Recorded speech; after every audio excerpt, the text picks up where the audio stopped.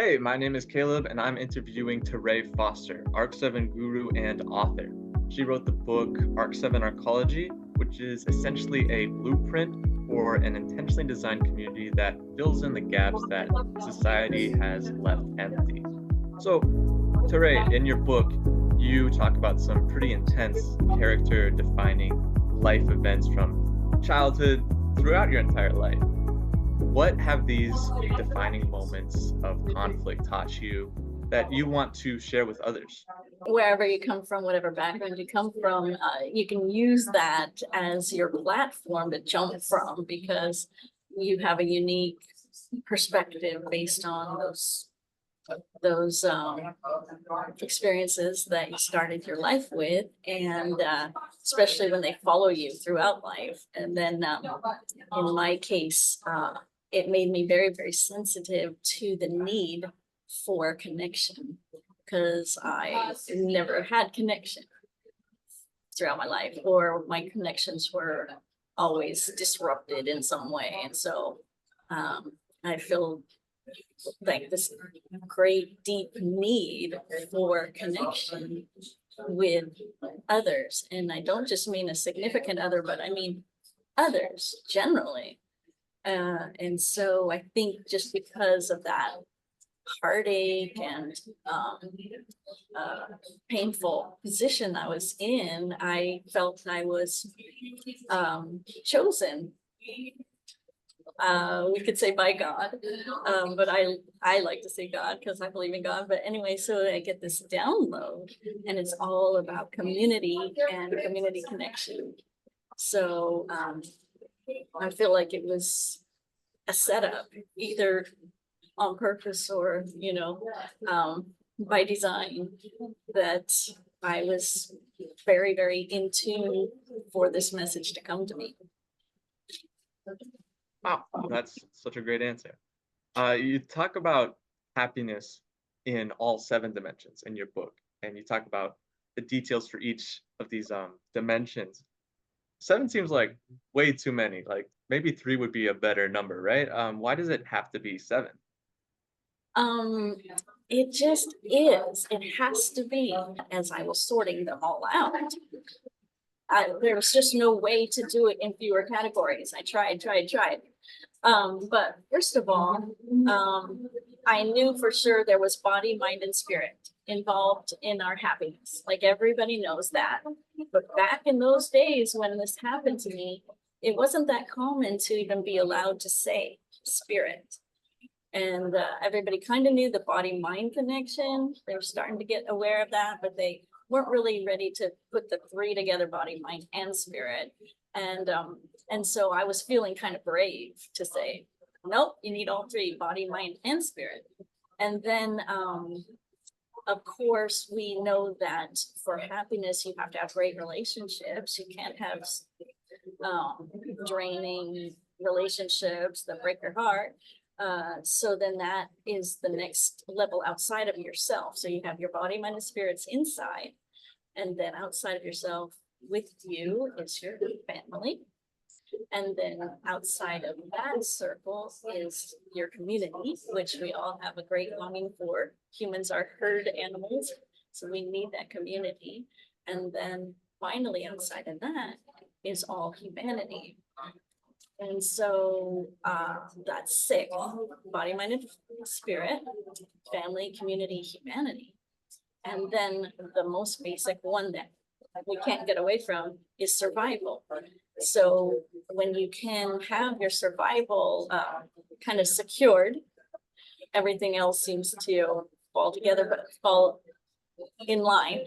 But if you don't have your survival secured, it's like it keeps everything in a constant state of turmoil and stress. So that is the 7, the 7 levels. So 7, it can kind of be related to the chakras, survival being the base chakra, and then body, mind, and spirit, family, community, and humanity. You talk about survival and how that's tied to financial health. And Yes. that kind of like blew my mind at first because I feel like it might be pretty unusual to lump in like the health of your wallet with the health of your organs and and your It's true though, it brain. is. And I just thought that was so interesting how it's pretty clear that health is more holistic than just what's going inside your body. So Right. how can people grow their happiness in all of these seven dimensions um, today? Today. Well, like the whole world is on a good track, I think, of getting becoming aware that they have to eat right, they have to exercise, they have to keep themselves in check. Don't let their stress get a hold of them. Don't walk around in anger, and that's going to eat you up and it's going to affect your health. I have focused more on relationships. I call them sustainable relationships. So I focus more on some ground rules and something I call the energy scale, how to be aware of your energy level and what you're bringing to your environment and how you're impacting your environment and the environment of those around you. So I go just straight into teaching relationships. And I kind of am trusting that those, body and mind are very well taken care of. And so these topics about relationships are spiritual and relational. And then when we get those in place, get the ground rules and learn about energy and the invisible kind of tension and things that are happening in the unseen realm between people, then we can begin to talk about the bigger circles, the community and humanity, and impact all of them because we are learning how to do it right in our own homes or our own close relationships. Wow, so it seems to build upon the earlier dimensions, like you can't have these greater connections with communities and all of humanity until you start to develop your ability to have healthy relationships. Is that along the lines of what you're saying? Um, you have to learn linear in a linear way. You have to learn them, right? So you learn them in a certain linear way, but that doesn't mean you can't experience them all. When you leave the course, you take my course, and there's 12 modules, and I've gone through all these various details about human happiness, then it's 12 hours. Yes, you'll learn it in a linear way, but when you graduate and you come out ready to change the world, you're going to be able to experience all of them simultaneously and pursue all of them simultaneously, because this is a plan that is holistic. That's the whole point, is that we don't, just talk about body health and then go over and talk about spiritual health and this plan is all one. And so if we are going to learn this plan and implement it, it will take care of all seven simultaneously. So you don't have to say, oh, I'm going to work, and try to make a lot of money. And when I make a lot of money, then I'm going to start caring about humanity and maybe start donating or something like that way in the future. But instead, no, we have this plan that is doing all of it now. So that's the And whole. when you talk about this plan, you're talking about the ARC7 Arcology idea that you discuss in the book, Yeah, right? exactly. And so in this plan, it's all integrated instead of being separate, instead of having to manage it wholeheartedly by yourself. It seems like in this blueprint of yours, it's reinforced by the structure of this community.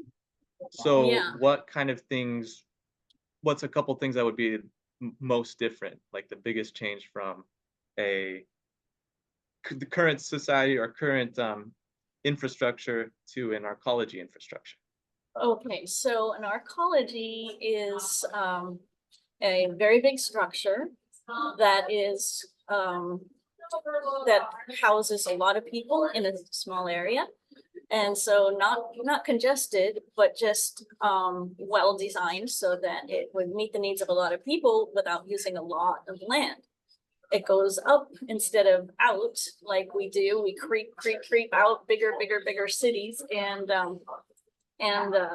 it just uses a lot of land for no reason. So the arcology is taller and more shaped maybe like a mall. So it's very big, has enough room for a lot of people, between 300 and 500 people. And so kind of like a neighborhood.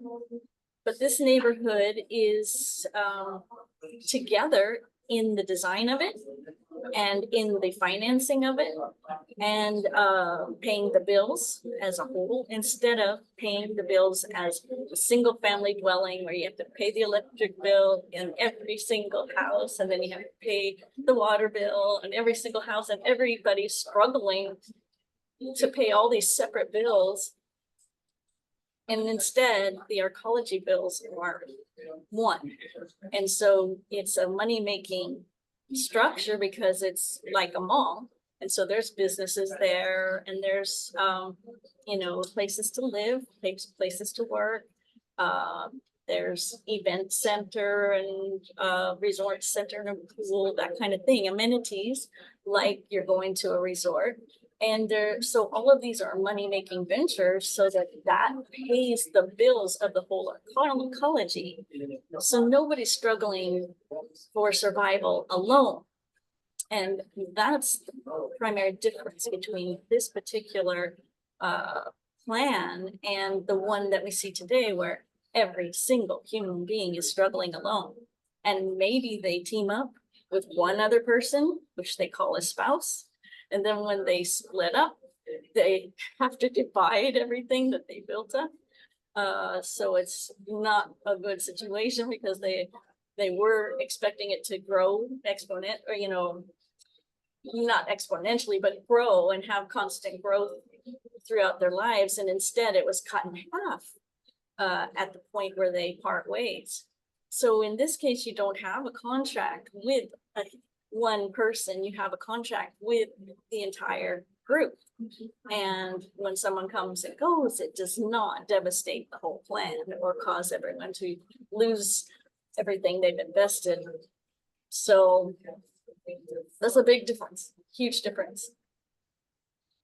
That's such an interesting point to bring up, how your net worth is basically halved when you break this particular relationship, but in this new kind of relationship with more of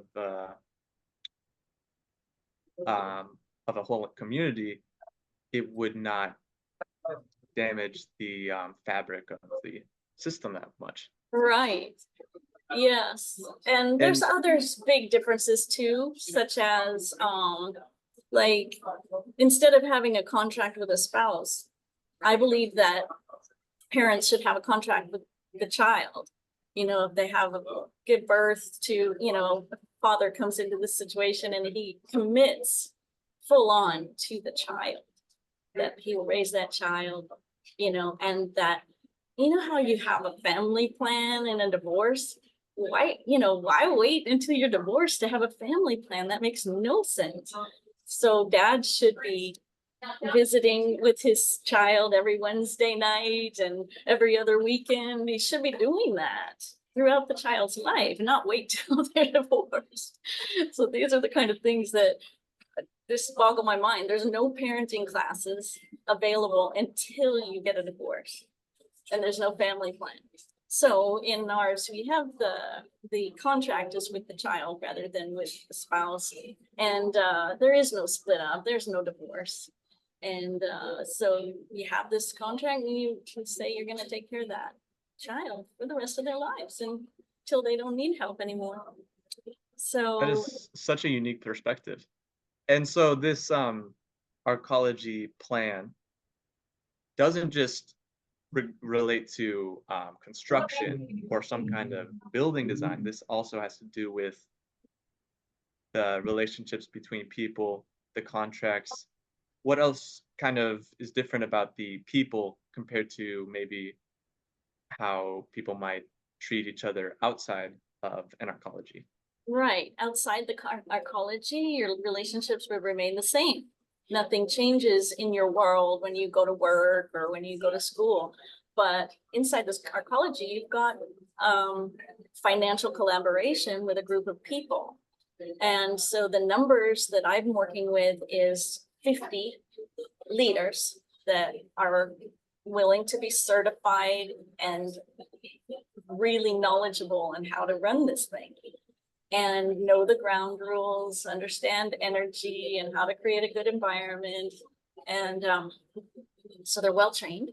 And so you have these 50 leaders and their families. So if each one of them brings a party of 7, you've got 50 times 7 is 350 people. And then make room for others, perhaps, you know, a handful of I might be getting ahead of myself to talk too big about humanity or community, but I'm just saying that there could be rooms made in this arcology for the homeless or for veterans or for other people that could be absorbed into this structure without it really costing much, because the lights are already on, the water's already paid for, you know, so it's not like it's going to cost that much to add a few more people into the mix.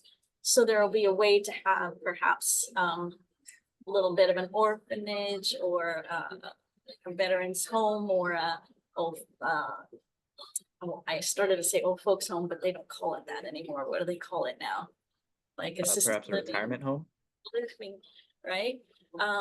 So those kind of businesses can operate there very easily. And so it's about a different type of thinking, really. And once you're thinking like this, anything can happen, because it's just a choice, you know, to say, I'm going to not only care about paying my bills today, but I'm going to pay the bills of everybody in my neighborhood. And when we work together, these businesses are thriving, pays the bills on the structure, buildings, which we call arcology. And so ARC7 is describing the system, the vision, and arcology is describing the buildings. So that's why I call it ARC7 Arcology. Wow. Okay. And as we close out this interview, where can people learn more about these ideas and get more involved with this plan? Well, we have, I start with the book. So I first wrote a book of like 400 pages. Then I condensed it into one that could be like a starter for people to see their interest level before they have to dive into the bigger one. So then I wrote a course that made it so that we can work together and kind of map things out as a team as people get certified, and then they join the think tank, and we can start to actually plan the first prototype. And I've been working with teams of university students, worked with people in Africa, and learned how to put these teams together, and it's very exciting. People love to have their roles defined and to know what their contribution would be to the group and to the team. So you start with the book, and but what I really want to do, it's my dream to start before the book.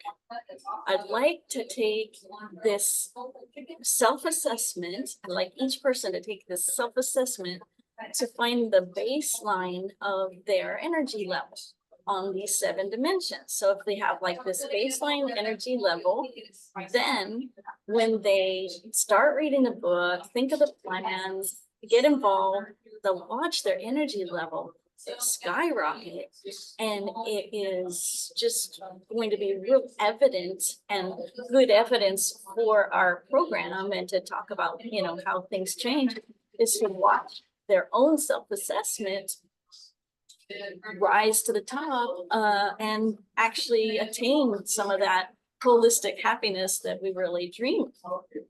And it seems to be, at least in my life, just having this plan causes my energy level and my happiness, let's say, to be sustained at a very high level all the time. And even when I'm going through terrible things, and, a lot of heartache and things that, I didn't expect to have to go through, then because I have this plan, I just stay high, stay up. It keeps me kind of buoyant, where I can't really be that depressed because I have so much to look forward to. And I really believe in the plan that it'll really uplift a lot of people. So I would ask that everyone do this online assessment first, and then read the book, and then continue with the course if they are interested in getting certified. All right, that's all really great to hear. I think people these days need a way to rise above the challenges that are just mounting up as time goes on. Thank you for this great opportunity to interview you. Thank you so much. Excellent day. You too. Thank you. Bye-bye. Bye-bye.